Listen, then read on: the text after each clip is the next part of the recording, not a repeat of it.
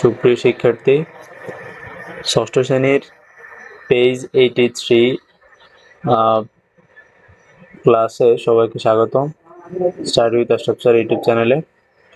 তো আমাদের একটা কনটেক্সট দেওয়া আছে। কনটেক্সটার অর্থটা অনেকটা এরকম যে লিওনার্দো নামে একজন ক্লাস 6-এ পড়ে, সে বাংলাদেশে কানাডা থেকে এসেছে বাংলাদেশে একটি স্কুল ভিজিট করতে।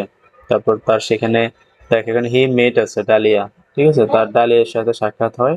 তার নাম হচ্ছে ডালিয়া হাসান, ও অলসো রিডিং ক্লাস 6 এ পড়ে এরকম ডালিয়া হাসান নামে একজনের সাথে সাক্ষাৎ করেছিল। The conversation between dahlia and Leonardo goes like that. তাদের দুজনের মধ্যে যে কথোপকথনটা হয়েছে সেটা আমরা এখন আলোচনা করব অর্থসহ। চলো শুরু করা যাক। আমাদের ডালিয়ার প্রথম কনভারসেশন ডালিয়া থেকে বলা হয়েছে, so Leonardo, how do you find our school? তো লিওনার্দো বলো, কিভাবে তুমি আমাদের বিদ্যালয় খুঁজে পেলে? Leonardo, it's good, you know, এটা ভালো, তুমি জানো, অ্যান্ড ইট ইজ ইন্টারেস্টিং। আচ্ছা, এখানে ইউ নো, তুমি জানো, এই কথাটা আমরা কনভারসেশনের মধ্যে না বললেও হবে, ঠিক আছে। এটা ভালো, অ্যান্ড ইট ইজ ইন্টারেস্টিং লাগছে। সে হাসতে হাসতে বললো যে এটা মজাদায়ক বা আনন্দদায়ক। Dalia, okay, so what did you find interesting? তুমি এই আনন্দদায়ক বা মজাদায়ক কি এমন পাইছো? Leonardo, well, I really it is find it interesting the way you address the people you meet. I mean, you add something after you call a name. আচ্ছা, তার কাছে সব থেকে মজার বিষয় লেগেছে যে আনন্দদায়ক বিষয় লেগেছে যে আমরা কাউকে অ্যাড্রেস করার জন্য, যেমন হেই, হাই, হাই, হ্যালো, এগুলো করার পরে আমরা কোনো একটা something after call a name, মানে ওই নামটার পরে আমরা একটা বিশেষণ যুক্ত করি। যেমন ফ্রেন্ডদের ক্ষেত্রে দোস্ত, এরপরে বিভিন্ন ছোট ছোট নাম উচ্চারণ করি। তার কাছে এটা খুব মজা লেগেছে। এরপর হচ্ছে ডালিয়া, লাফিং, সে হাসতে হাসতে বললো, yes, we always call our elders by their first name and add brother. যেমন রহিম ভাই, হ্যাঁ, রহিমা বোন, যারা বড় বোন বড় ভাই তাদেরকে নাম একটু প্রথম অংশটা উচ্চারণ করি, ডালিয়া বলতেছে নামের প্রথম অংশটা উচ্চারণ করি, এবং তাদের ভাই বা বোন, আঙ্কেল অর আন্টি লেটার এগুলা দিয়ে সম্বোধন করি। And how do you address your elders? আচ্ছা, আমরা তো এরকম করি, তুমি কিভাবে তোমার সিনিয়রদের বা বড়দেরকে অ্যাড্রেস করো? বাই দা ওয়ে, কিভাবে, যাই হোক, তুমি তোমার বড়দের কিভাবে করো, অ্যাড্রেস করো সেটা বলো। মানে ডালিয়া তার নিজেরটা বলছে এবং এবার লিওনার্দোকে বলছে তারা কিভাবে জিজ্ঞেস করে সেটা বলার জন্য। আর লিওনার্দো বলতেছে, ইফ ইউ নো সামওয়ান, যদি তুমি কাউকে চেনো, I will come I will call him, আমি তাকে ডাকবো, অর হার, সে যদি পুরুষ হয় তাহলে হিম, আর যদি স্ত্রীবাচক হয় তাহলে হচ্ছে হার, বাই হিজ অর হার। আবার এখানে পজিটিভ, যদি পুরুষবাচক তাহলে হিজ, আর স্ত্রীবাচক হলে হার। ফার্স্ট নেম, যদি তুমি কাউকে চেনো তাহলে তাকে আমরা আমরা কি করি, তার নাম অনুসারে ডাকি।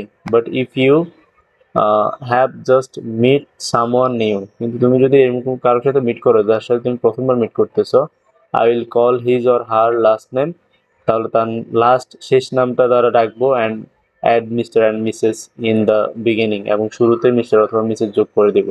So how do you address stranger? তো তোমরা কিভাবে আগন্তুক বা অপরিচিত লোক, যাদেরকে তোমরা চেনো না, হঠাৎ পরিচয় দেখা হয়েছে, তাদেরকে তোমরা কিভাবে অ্যাড্রেস করো? Dahlia, we usually address them as brothers, আমরা সচরাচর তাদেরকে বলি ভাই, বোন, বা চাচা চাচি, খালা খালি খালু, এগুলো বলি। So what about addressing your teacher? তারপর ডালিয়া লিওনার্দোকে প্রশ্ন করছে যে তোমার শিক্ষকদেরকে তুমি কিভাবে অ্যাড্রেস করো। আচ্ছা, এখানে একটু we usually address them as brother. আচ্ছা, তোমাদেরকে এটা খুব ইজি একটা টপিক যে যখন তোমরা কাউকে চেনো না, আমরা ধরো আমি একজন অপরিচিত লোককে ডাকবো, তার নাম জানেন, তুমি কেউ ডাকবো, এই যে ভাই, একটা মেয়ে বা স্ত্রীবাচক কাউকে ডাকবো, এই যে বোন, আঙ্কেল, চাচা, মামা, এগুলো বলে ডাকি। সো এটা হচ্ছে আমাদের আমাদের কালচারের মধ্যে পড়ে। লিওনার্দো কে প্রশ্ন করা হয়েছে তোমরা শিক্ষককে কিভাবে অ্যাড্রেস করো, তো সে বলতেছে, we usually call them by their last name, আমরা সচরাচর বা সাধারণত তাদের শেষ নামের শেষ অংশটুকু দ্বারা ডাকি। I have seen you never call your teachers name, why so? এবং লিওনার্দো একবারও দেখে নাই যে আমরা কোনো শিক্ষকের নাম নিয়ে ডাকতেছি, এটা কেন? জিজ্ঞেস করলো যে কেন। Dalia, we never call elders by their name, আমরা বড়দের বা শ্রদ্ধেয়দের তাদের নাম ধরে ডাকি না। This is how we show respect to them, এটা হচ্ছে তাদের প্রতি আমাদের সম্মান প্রদর্শন। লিওনার্দো, ইন্টারেস্টিং, এটাও interesting. Then how do you greet someone, তাহলে তোমরা কিভাবে কারোর সাথে সাক্ষাৎকার করো, যে কিভাবে সাক্ষাৎকার করো? Like in our country, we say hello to elders and strangers, আমাদের দেশে আমরা আগন্তুক এবং বড়দেরকে হ্যালো বলে ডাকি। তো তোমরা কিভাবে গ্রিটিংস করো যে কোনো কাউকে? And say hi to friends, এবং বন্ধুদের জন্য হাই বলি। অ্যান্ড ইয়ঙ্গার, ছোটদের জন্য হাই বলি। Also we say good morning and good night, এবং আমরা গুড মর্নিং এবং গুড নাইটও বলে থাকি। এটা কার কথা? লিওনার্দো তার দেশের সংস্কৃতি নিয়ে বলতেছে। ঠিক আছে, এবার আমাদের দেশের সংস্কৃতি সম্পর্কে ডালিয়া বলবে। We also sorry, we also greet each other by saying good morning and good evening, আমরা একজন আরেকজনকে সম্বোধন করি, গুড মর্নিং বলে শুরু করি সম্বোধন যে কোনো কনভারসেশনের, এবং গুড ইভিনিং বা গুড নাইট বলে শেষ করি। বাট ইউজুয়ালি মুসলিম গ্রিট, এখানে মুসলিমস গ্রিট, আচ্ছা ঠিক আছে, মুসলিম গ্রিট ইচ আদার বাই সালাম অ্যান্ড হিন্দুজ গ্রিট বাই নমস্কার। কিন্তু সাধারণত মুসলমানরা সালাম দিয়ে তাদের গ্রিটিংটা শুরু করে, সাক্ষাৎ শুরু করে, সম্বোধন শুরু করে, এবং হিন্দুরা নমস্কার বলে শুরু করে। We also say adab to people from other religion, এবং আমরা যারা মুসলমান তারা অন্য ধর্মের মানুষদেরকে আদাব বলি। Leonardo, okay, this is very different from hours, এটা আমাদের থেকে খুব ভিন্ন। ইউ নো হোয়াট, তুমি কি জানো?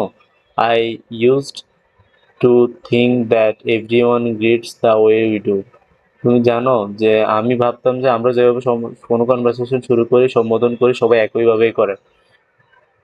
মানে এটা হচ্ছে লিওনার্দো কালচারটা সে বলতেছে। ডালিয়া, নো, না, I think we have cultural difference, আমার মনে হয় আমাদের সংস্কৃতিগত বৈষম্য আছে, ভিন্নতা আছে।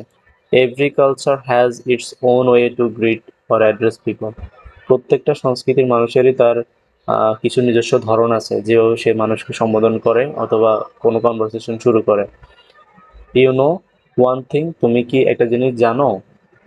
We do not like to hear the no word directly, আমরা সরাসরি, এটা লিওনার্দো বলতেছে, আমরা সরাসরি কোনো শব্দে কোনো কাজে না শুনতে অভ্যস্ত নয়, আমরা চাই না শুনতে। ইনস্টেড, ধরে না বলতে আমরা, বা তাৎক্ষণিক নাটা আমরা শুনতে চাচ্ছি না। We use words such as Apology, আমরা বলি অ্যাপোলাইজ মি। ঠিক আছে, মানে তারা সরি না বলে সরাসরি না বলে সরি বলে, আই কান্ট বলে, অ্যাপোলজি বলে, আই এম অ্যাফ্রেড, আমি ভয় পাচ্ছি, সরি দুঃখিত, বাট কিন্তু, then we explain why we are refusing. আচ্ছা, তো তারা সরাসরি কাউকে না বলে না, না শুনেও না, তারা এই শব্দগুলো ব্যবহার করে। অ্যাপোলজি মানে হচ্ছে নমনীয় হওয়া।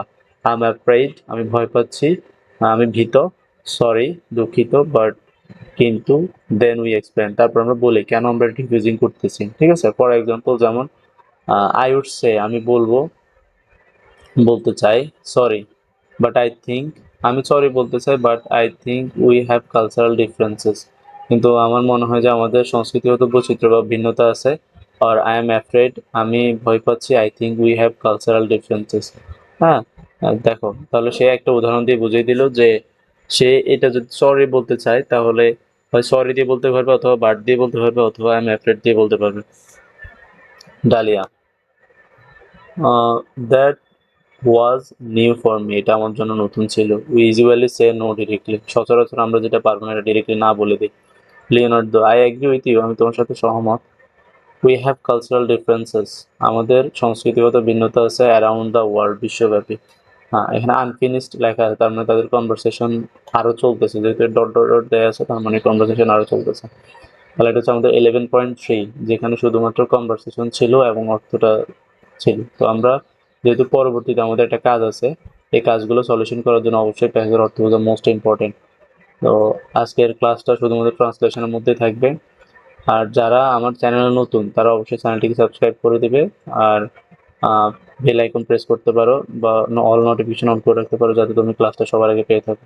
পরবর্তী ক্লাস আসা পর্যন্ত সবার সুস্বাস্থ্য কামনা করছি। আল্লাহ হাফিজ।